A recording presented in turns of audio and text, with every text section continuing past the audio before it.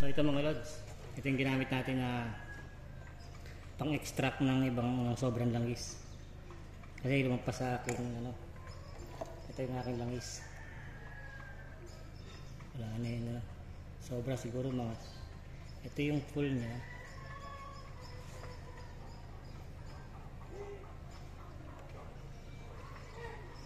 Ito yung full. Tapos hindi dito siya sobra. So ang dami. Ang ginawa kong pang-extract is itong syringe. Tapos may hose. Yung sa vacuum na hose. Sa idle up po, pwede kong ginamit ko muna. Tapos ito. Tapos yung pinakadulong hose, yung pinakamaliit, parang connector lang siya, manipis na manipis, para makaka-penetrate siya sa loob ng engine. So yun na.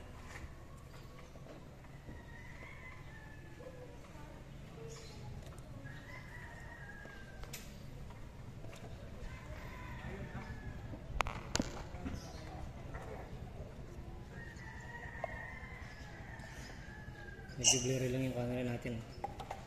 Okay, okay naman. So yan, pasok mo ulit.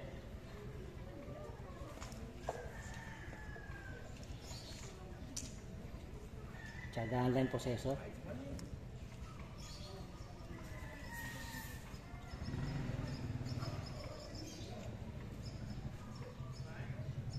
Dahan-dahanin mo lang. Kusa na yun.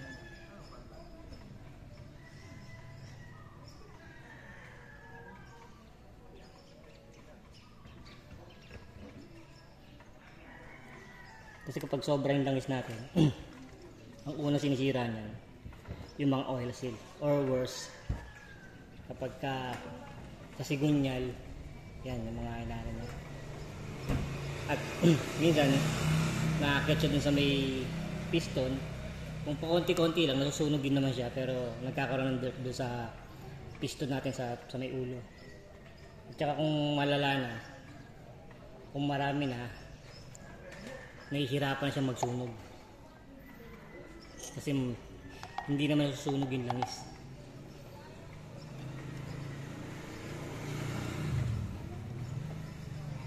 Ito diretso na agad, wala nang pa-eklot-eklot pa. Wala nang kwentuhan.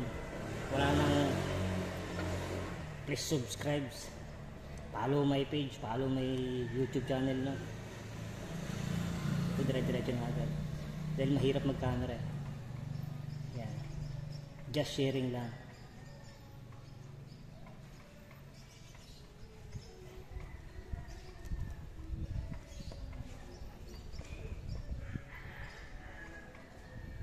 Automatic na yan. Hanggat may sanction, umaakit siya.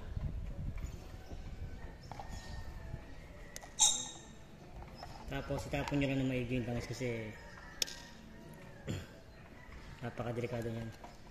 Hazardusan langis eh.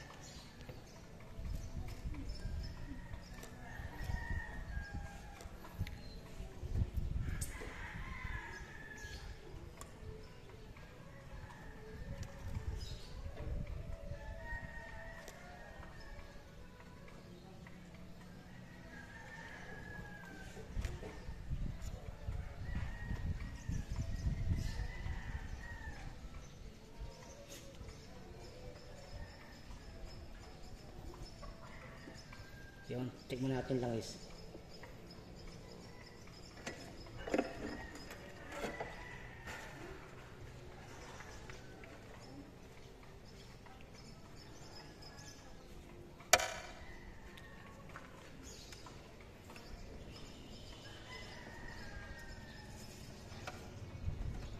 Baka masobra naman tayo sa tanggal. Okay pa rin, ang taas pa rin, grabe. Nakita niyo yung langis. Ito dapat lang siya. Dito lang dapat siya, pero ito sobra. Oo, tama. Ito. Almost mga 1 inch. Kulang. Mga half inch siguro yung sobra. So marami yan.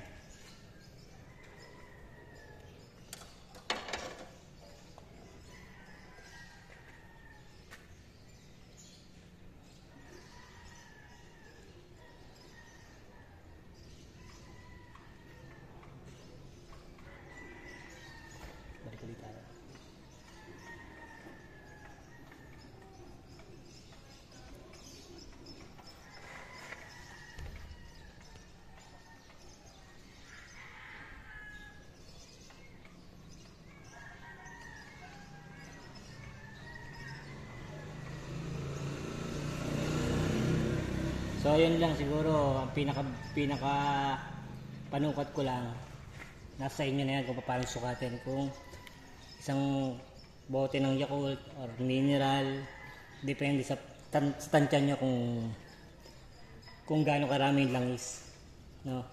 Tapos every time, kunyari maka isang Yakult kayo, try nyo i-check ng dipstick nyo kung sakto na o kulang pa yung nababawas nyo langis. So yun lang, maraming salamat. Keep safe, God bless.